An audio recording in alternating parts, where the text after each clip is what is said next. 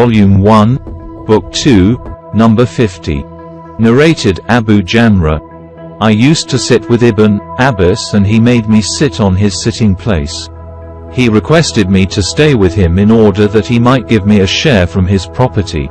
So I stayed with him for 2 months. Once he told me that when the delegation of the tribe of Abdul K came to the Prophet asked them, "Who are the people, i.e. you, or who are the delegate?" They replied, "We are from the tribe of Rabi'a."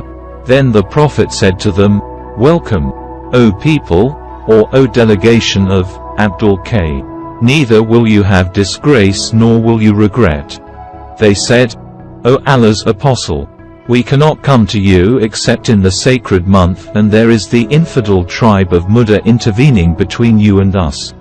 So please order us to do something good, religious deeds, so that we may inform our people whom we have left behind, at home, and that we may enter paradise, by acting on them." Then they asked about drinks, what is legal and what is illegal. The Prophet ordered them to do 4 things and forbade them from 4 things. He ordered them to believe in Allah alone and asked them, "Do you know what is meant by believing in Allah alone?" They replied, "Allah and His Apostle know better."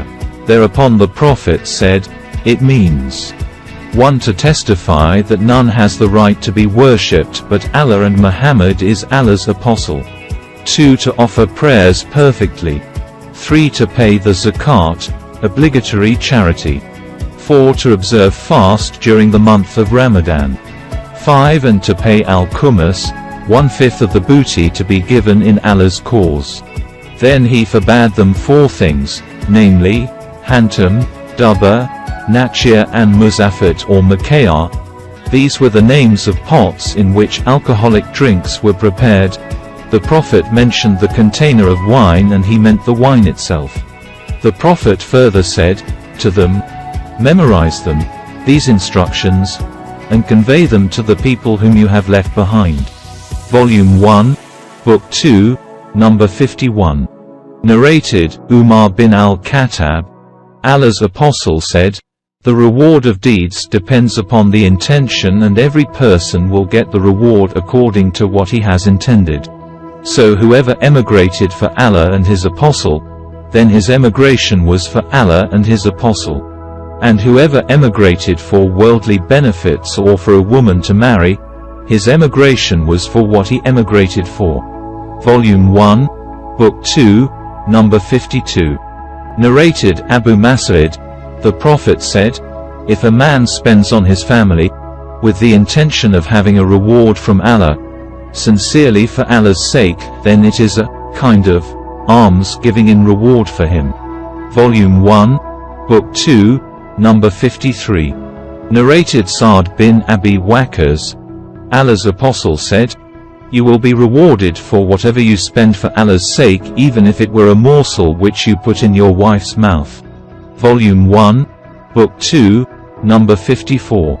Narrated Jara bin Abdullah.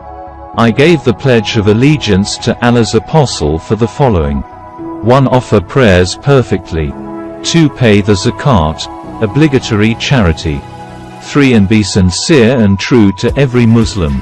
Volume 1, Book 2, Number 55. Narrated Ziyad bin Ilaka. I heard Jara bin Abdullah praising Allah. On the day when al-Mughira bin Shu'bah died, he, Jara, got up, on the pulpit, and thanked and praised Allah and said, "Be afraid of Allah alone who has none along with him to be worshipped. You should be calm and quiet till the new chief comes to you, and he will come to you soon.